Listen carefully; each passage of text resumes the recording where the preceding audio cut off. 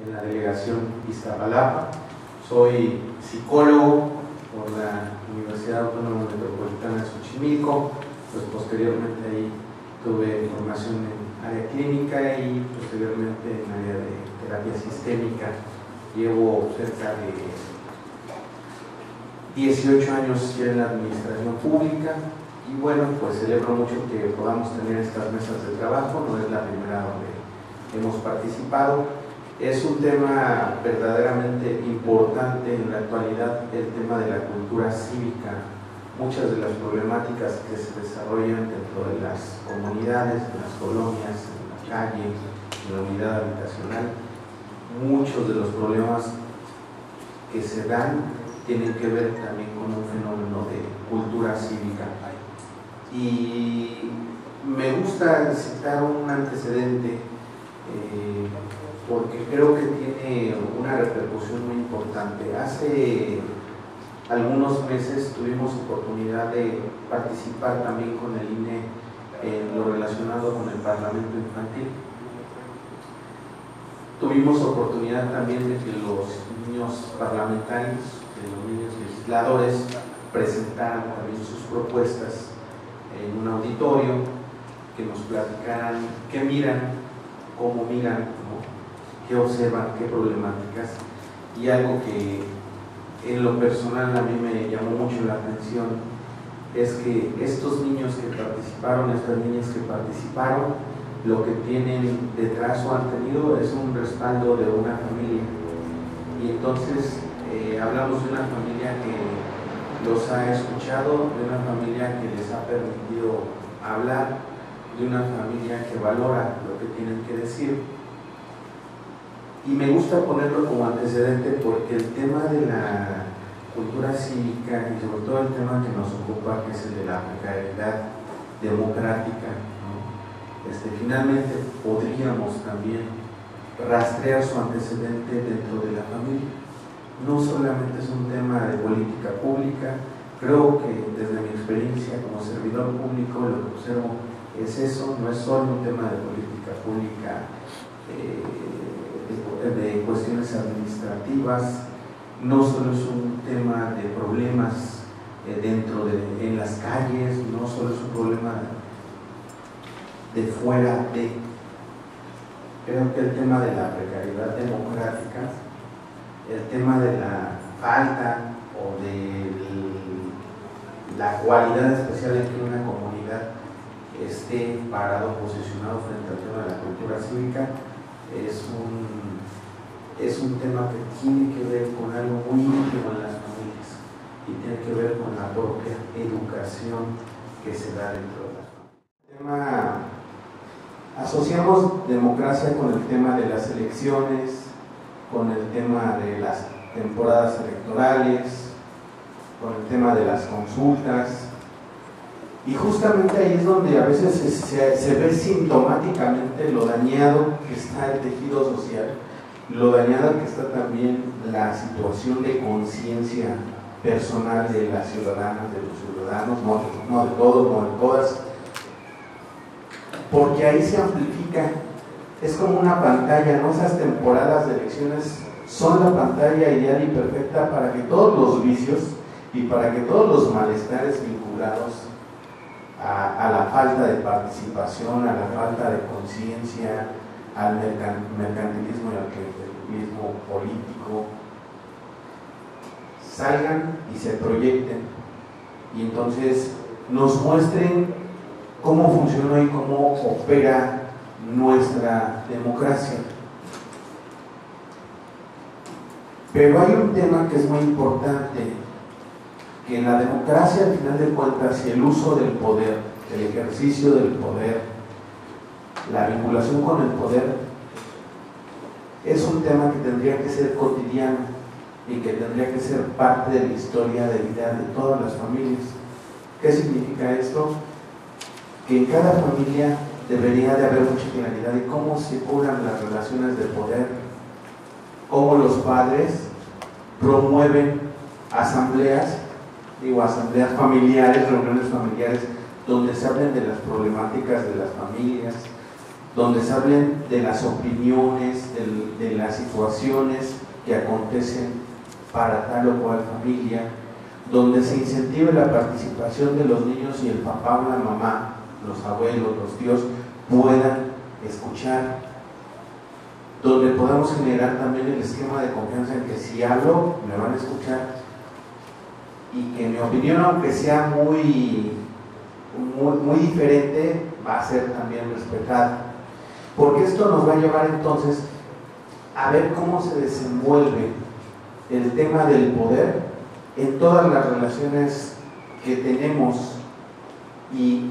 cómo se desenvuelve el tema del poder en nuestra concepción del tema político, porque podremos ser apartidistas pero no apolíticos. ¿Por qué? Porque para que haya política debe haber una mediación de poder y toda relación humana conlleva una mediación de poder. Entonces eso nos podría permitir pensar en noviazgos más justos, equitativos, donde circule el poder y producir también familias donde se produzcan esquemas donde todos puedan hablar y todos puedan también ser escuchados, y entonces eso nos llevaría naturalmente finalmente a vivir el ejercicio del poder de una manera muy cotidiana, muy reflexionada, y también trasladarlo a otros entornos sociales posteriores. Pero creo que es ahí donde tenemos que pensar las relaciones del poder y cómo nos fuimos formando en nuestras familias. Estábamos en una familia autoritaria, democrática, donde todo el mundo se le dejaba hacer, y cómo eso nos posicionó actualmente, porque si no, entonces nos pasa esto, que somos un grupo de personas aquí hablando de temas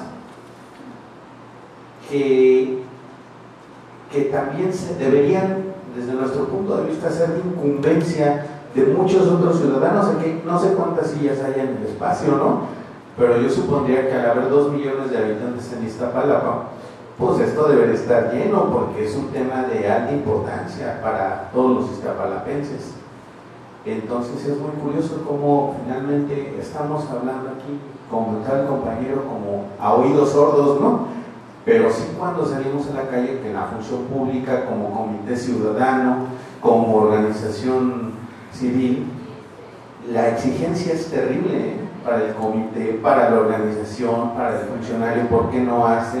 Porque los ciudadanos piensan que todo lo tenemos que hacer un pequeño grupo, que hoy estamos sentados aquí en la mesa y que ellos tienen que estar solamente estirando la mano para ver que llegue.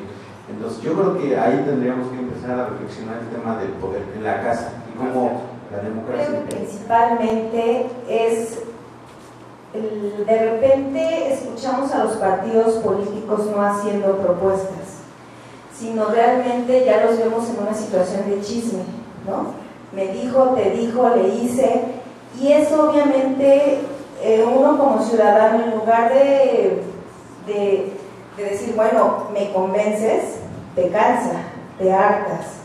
Creo que eso es un eje central, y las instituciones también no ayudan, porque hoy tenemos gente empoderada, gente que ha decidido acudir a las instituciones a hacer valer, por ejemplo en el caso de Xochimilco y de Tláhuac, que existen pueblos originarios y que acudieron al Tribunal Electoral de la Ciudad de México a ejercer sus derechos políticos electorales con una sentencia ejecutoriada del tribunal, y hoy por hoy no la pueden hacer valer, o sea, es letra muerta. El tribunal efectivamente les da la razón, pero no puede hacer cumplir su sentencia. Entonces creo que también esa falta de parte de las instituciones, de cuando me conviene obligo a la autoridad a cumplir y cuando no, nos hace ciudadanos apáticos y hace precisamente también el hartazgo.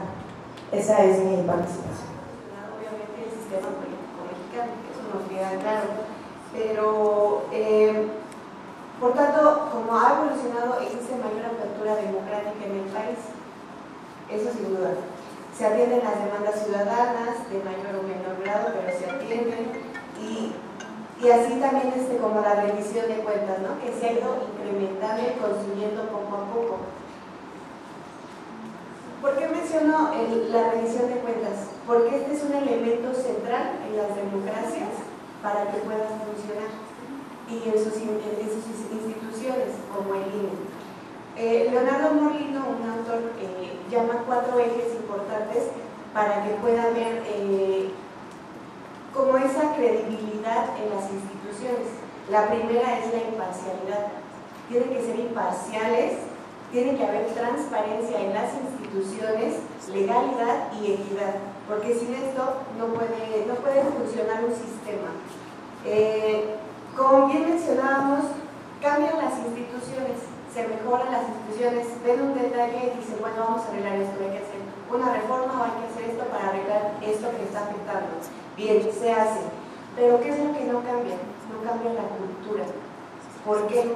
Porque la cultura viene, podrían decir algunos desde casa, estoy de acuerdo, pero en mi sentido la educación viene desde las escuelas. Y tengo un maestro también que apoya esta moción y dice que es importante, si desde las escuelas se empezara a cambiar esta percepción de los niños, desde niños, acerca de qué es por ejemplo, como mencionaba Saraí, acerca de que no saben qué es la solidaridad, no saben valores básicos, pues no podemos empezar a cambiar la cultura mexicana, ¿no? Siempre eso no me gusta cuando dicen, ay, es que eres mexicano y el mexicano todo lo puede, ¿no? Porque rompe las reglas, esto, no. O sea, por eso, México necesita cambiar ese rezago de cultura que tenemos para poder consolidar una democracia. Y en sí, con estos 4 ejes que mencionaba, que es la imparcialidad, la transparencia, la legalidad y la equidad, puedan funcionar las instituciones. Eso sería.